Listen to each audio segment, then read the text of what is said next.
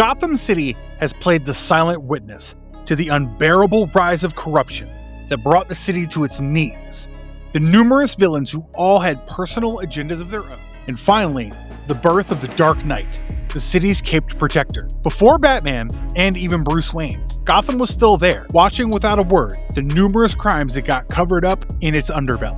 Gotham had a crusader before Batman, someone who tried to right things but was in over his head, a private detective named Sam Bradley. Gotham City Year 1 narrates the tale of Sam, who stumbles into a conspiracy involving Richard and Constance Wayne, the grandparents of Bruce Wayne, and, unknowingly, becomes the reason Crime Alley got its name. The miniseries also sheds light on the infamous Batcave that changed Bruce forever, and how it was misused by his grandfather. The story is a testament to free will, as it shows once and for all that you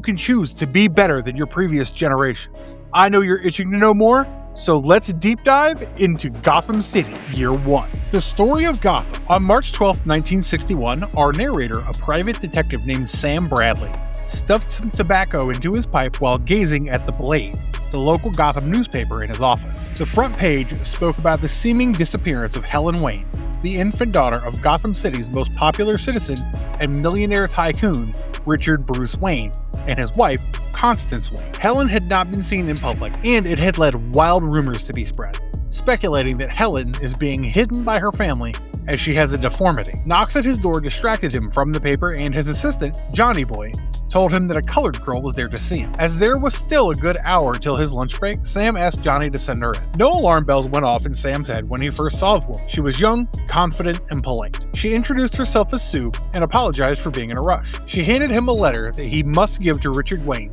in exchange for $100 and told him not to read it at any cost, and that she didn't know anything more. With that, she bristled her way out, leaving faster than she came in. Curious, Sam asked Johnny to tail the woman and to take his .45, just in case. By this point, Sam had been a private detective for over 10 years, working a wide range of cases from marriages and divorces to missing persons and paternity. He had worked for the DA and the defense, and earned a reputation for honesty and accomplishment. Sue's case, though, felt like an errand to him. Nevertheless, he decided to deliver it, as he didn't have anything better to do. Sam had lived in Gotham all his life, leaving only once to serve in Korea, and took pride in it. He remembered a time when there wasn't any crime in Gotham. Everyone trusted each other enough to leave their doors open, and kids played in the streets without any fear. They all believed in a brighter tomorrow and couldn't wait to be a part of it. Sam flashed his PI badge to the guards at the gate before driving to the door of the elegant Wayne Manor. By the time he went to knock on the door, it was already open, and Loader, a fellow ex-cop, pointed a gun at him, demanding to know what Sam was doing at the door. Another strong man pulled him inside roughly and thoroughly patted him down. Loader introduced the man as Carter and Sam as Slam. Sam kicks Carter's ass, telling him that he is fine being called Sam or Bradley,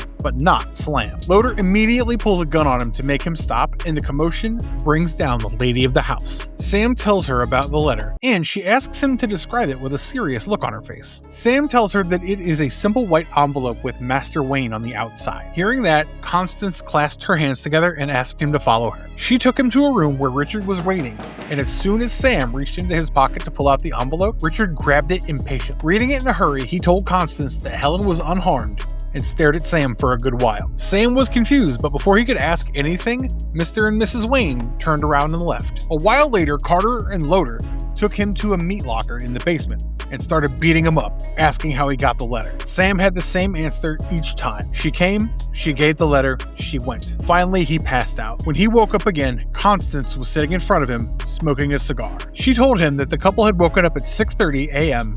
3 days ago to find their child missing, along with her favorite blanket that had an owl on it. There was only a letter in the crib that demanded $100,000 in exchange for the safe return of the baby. They had decided to call this mysterious kidnapper Batman, as he had signed the letter with a bat symbol. Sam insisted that he had nothing to do with the kidnapping, so Constance handed him the letter that he brought over. Sam was in for a shock, as the letter claimed that Sam was working for the kidnapper and told him to hand him the money, as he would then give it to the kidnapper. The letter ended with a promise of more instructions to come, the demand of the money in small banknotes like 10s and 20s, and the strict demand not to go to the cops. Sam repeated what he had been parroting for the last few hours. He didn't know anything about it. Constance had no patience for him though. She slapped him, and with tears in her eyes, told him to do what was required. Sam was asked to go to his house and wait for instructions. As he was leaving, Loader told him that it was a pretty simple case. Richard Wayne had announced the building of a big factory on the south side of Gotham, where mostly black people lived. They were not thrilled with the idea of losing their homes to deepen the pockets of a rich man, and Richard had become public enemy number one for them. So, Loader assumed that one of them was responsible for the kidnapping, and since Sam was friendly with black people, he was sure to be in on it. Sam asked Loader to concentrate on the issue at hand and stop theorizing. The interaction had left Sam bloody and in pain, so he stopped at the doctor's clinic before heading to his empty office. The phone rang as soon as he sat in his chair, and he was asked by cops to drive down to the south. As he drove to the construction site where his presence was requested, Sam mused about how the south side was plagued with poverty and how people up north did not consider the neighborhoods there safe or prosperous because they were not exclusively white. A horrible surprise was waiting for him at the construction site, as the cops had been calling him about finding Johnny Boy's dead body. The cops asked him where he was, as Johnny had been found with his gun, which made him the prime suspect. Sam did not want to let the cops know he had been at the Waynes and inadvertently put Helen's life at risk. At this moment, Sam, now a sickly old man, pauses the story to light his cigar on his adjustable bed. The listener tells him that it'll kill him, and Sam snaps back that he sounds just like his grandfather. We see that the listener is none other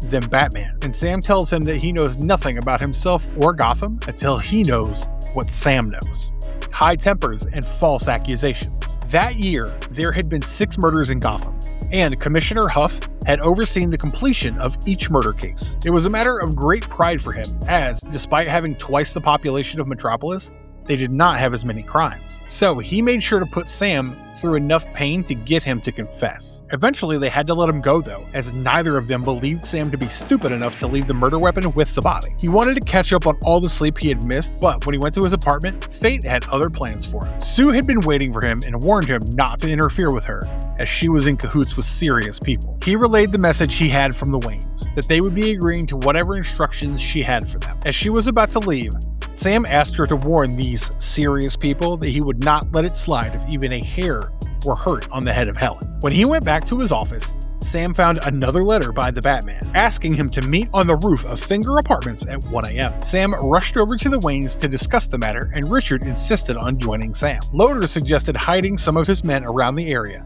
but Richard did not want to risk anything. Constance, on the other hand, did not want Richard to go with Sam in the fear that the kidnapper would consider that disobedience. Richard screamed at her to shut her idiot mouth and declared that there would no longer be any discussion on the matter. As Sam and Richard drove to Finger Apartments, Richard offered a job to Sam as the Wayne Enterprises representative to convince the colored people that building the factory was a good idea. Though he still suspected Sam to be involved, if he was telling the truth, he wanted to reward him for his honesty and grit. And if he was lying, he knew that he could find a way to profit off his treachery, manipulation, and deceit. Nobody paid any special attention to the two men as they made it to the roof of the Finger Apartments, but Richard opted to stay behind as he did not want to spook the kidnappers. Sam saw Sue on the roof again, and when he handed her the bag of money, she handed him another letter. Sam took the bag back, done with the games and the mystery men, and refusing to give the money for anything other than Helen herself. But Richard pulled a gun on him, demanding that he go back and collect the letter. Taking the money bag, the woman jumped off the roof. Sam was shocked and rushed to the edge to make sure she was okay, and to his surprise, she had landed like a cat on the roof of the next building. She wished him goodbye and left. The letter informed them that the baby was left by the gravesite of Wayne's mother and father. The two rushed over to the cemetery,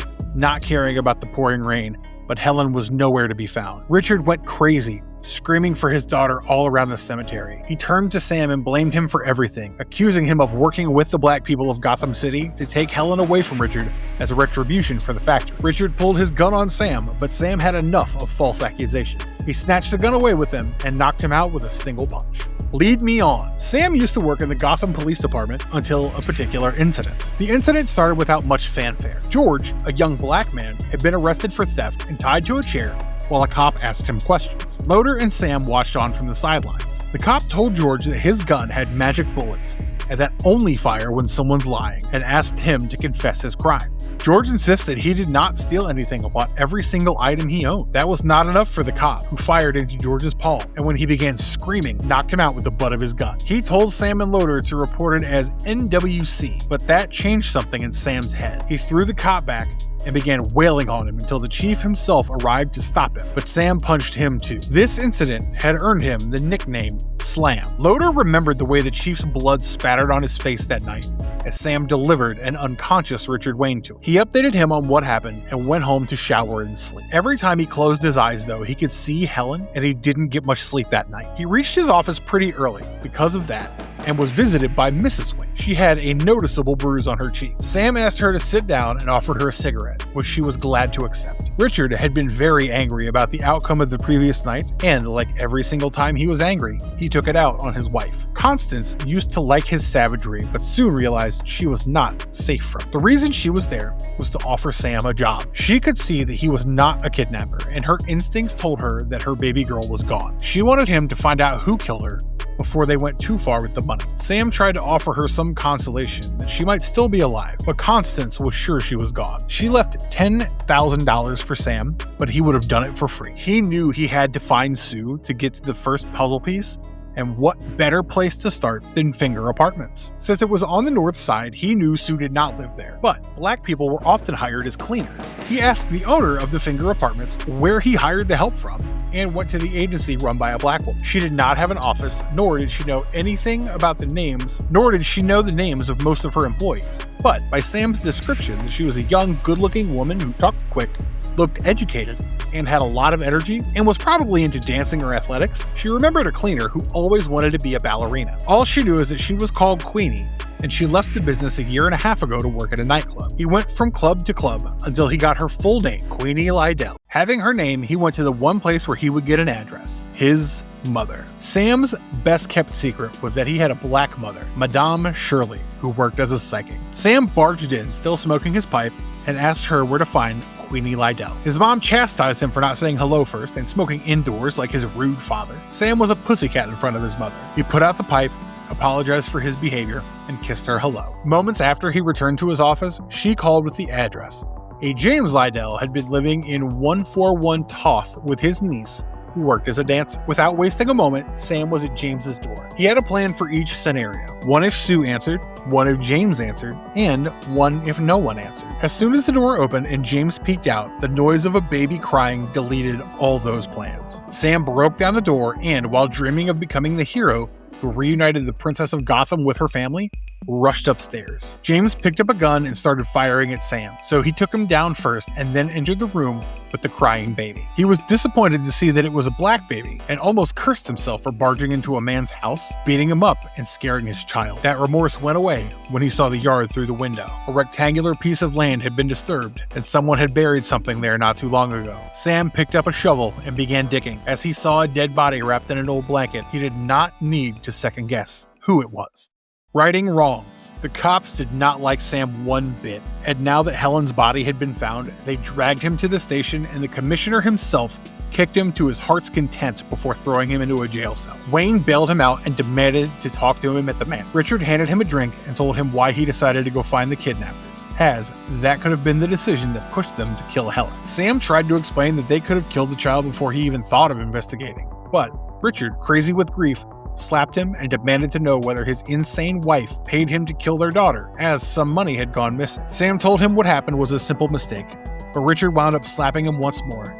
But Sam grabbed his hand, as he had been slapped around a lot lately. Carter and Hoder attacked him, but he could easily take all three of them. He snatched Carter's gun, knocked him out, pointed it at Loader, and told him that he would be going home now, and if Wayne wanted any more help, he could come by his office. Tired, beaten, and melancholic, Sam tended to his wounds and crawled into bed, but knocks at his door stopped him from slipping into the comfort of sleep. Mrs. Wayne was at the door, and she hugged him, begging him for a moment that he would make her feel something other than the heartache she'd been feeling. Although he was not proud of it, he made love to Constance that day. Afterwards, she told Sam that Richard was planning to scatter the ashes of their daughter over the foundation of the brand new factory, symbolizing that she would rise from the ashes like a phoenix. Constance hated the idea, as she felt her daughter was being used to further the legacy of the Wayne family name. Their conversation then turned to smoking, and Sam revealed he'd started smoking cigarettes after being influenced by his older half-brother. He had switched to the pipe after he quit the force, as it seemed more civilized. Sam asked her for the time, and when she told him that it was about 1 a.m., Sam sprang up to get dressed, as he had somebody to meet.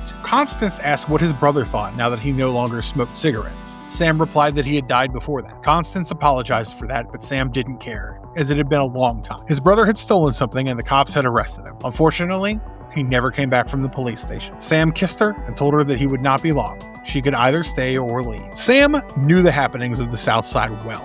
On late Saturdays, after the North Side men were done with their glamorous parties, they would drive down south to find comfort with the women there. The men and women would decide on a price and a place, and they would take different routes to reach the same destination to avoid prying eyes. Sam knew about every single man who did that. He watched keenly as the commissioner made a deal with a woman and cut through an alley to meet her soon. Sam picked up a baseball bat and attacked him from behind, not stopping until he lost consciousness. Sam knows now that Batman would find a way to make it fair, but Sam knew that he was not a good man and he needed to be stopped.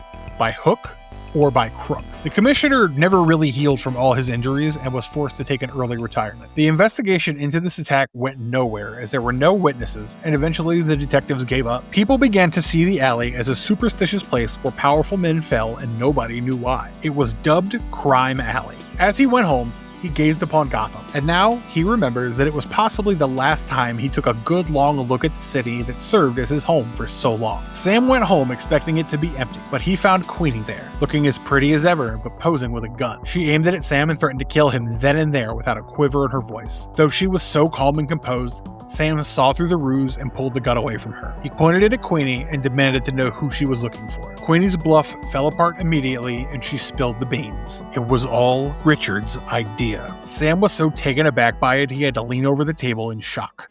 The truth of it all. Queenie's story started in a rich hotel. She was working as a cleaner when Mrs. Constance Wayne stormed out, cursing her for blocking her path. Queenie cursed under her breath and knocked on the door to offer housekeeping. Little did she know that that one act would lead her down a rabbit hole of craziness, as that day, she began an affair with Richard Wayne, Gotham's luminary first citizen. Richard claimed he loved her and, through his contacts, helped her get auditions at jazz clubs. Soon, Queenie was head over heels for him and wanted to run away to Metropolis to build a new life together. Wayne could not abandon his name or his estate, but he could not afford to divorce his wife either, as she was a co-signee on most of his properties. The only way out, as Richard saw it, was to get some cash out of Constance, use it to hire lawyers, and then divorce her, as they would know how to make sure not a penny of his fortune went to her. So, he asked Queenie to kidnap Helen. The first part of the plan had gone swimmingly, but then Sam had sent Johnny Boy to tail her, and he found out everything about their affair. Instead of reporting back to Sam as he should have, Johnny demanded half the cash. They asked him to show up at the construction site, and Queenie had expected Richard to put the fear of God in Johnny. Instead, he marched him down to the bottom of a pit and pointed his gun at him. Before Johnny died, he asked Richard for a favor. He asked Richard to remember that Johnny is going to be the reason Slam beats Richard to death, and he was glad that he was bringing down a Wayne. Johnny had been a small-time crook that Sam had met while working as a cop. He used him as an informant at first, and then hired him when he became a private detective. Johnny had been the man that Sam had spent the most time with, and despite that, he'd not felt a thing when he heard about his death. The second part of the plan was supposed to be simple. They'd hidden Helen in a room in Finger Apartments, and she was supposed to drop her off in a hospital once the exchange was done so the doctors could tell the Waynes. But when she got back, she saw that the baby was gone. She assumed Richard had sent someone to collect her, as he was the only other person who knew where Helen was. She waited for a call from him explaining everything, but the call never came. She heard on the radio that the baby's body was found in her uncle's backyard, and she realized that she had been used. Sam had a hard time trusting that story and asked her to join him. As they drove, the news reported about the rising protests against the south side of Gotham, with many people setting homes and businesses on fire. Chaos mired the streets of Gotham, as violence and looting became commonplace. Sam took Queenie to his mother, and she pulled out her tarot cards. She told her that the cards would now decide her fate. If she lied, the cards would know, and Sam would shoot her. But if she told the truth, they would do everything they could to help her. As Sam's mother pulled each card, Queenie insisted she was not the murderer. Before she could reveal the last card, she threw away the table and ran out. Sam's mother revealed the last card to be the Hierophant, which can be interpreted as righteousness, thus showing Queenie was telling the truth. Sam dropped Queenie off in his apartment and asked her not to leave as the riots were getting more violent by the second. Before he left, he asked her what made them choose him to be the errand boy. Queenie told him that they flipped to a list of private detectives in the back of the phone book, and the first name they found